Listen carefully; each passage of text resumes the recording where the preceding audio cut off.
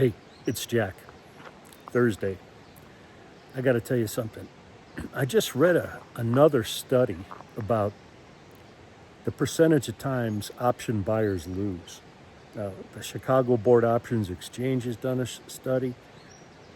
The Mercantile Exchange has done a study. There's been a lot of studies, and the last one showed that 95% of all option buyers lose money at expiration. And here's the killer, even if they were right about the underlying move. Now, here's the other thing. Options are a zero-sum game. That means for every options winner, there's an options loser. Now, if option buyers are the losers 95% of the time, then it stands to reason that the options seller is going to be the winner 95% of the time. Simple facts.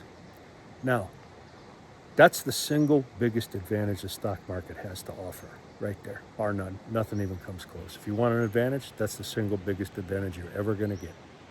Now, you can't go out randomly just selling options on any stock out there. It's got to have a good trend and a stock you're familiar with possibly, and some volatility, and that directional bias to the upside is important.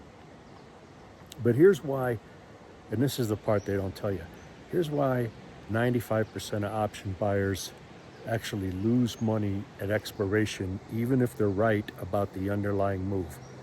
Now that's the tricky sentence. How could that be? How could they lose money if they're right about the underlying move? Here's how. The options market maker is already priced in that type of move into the option. Now this is a new kind of phenomenon in the options market. It used to be if a stock moved 1 or 2%, the options were going to move real well, right? Even more than that because they're leveraged. One option contract controls 100 shares of stock, right? So that's it. The options market maker has already priced in an expected move like that. So when you buy a call option, you're already paying for the move you expect it to go. That's why these things are expiring worthless. Now, let me come bring this whole thing home. Option selling is where it's at.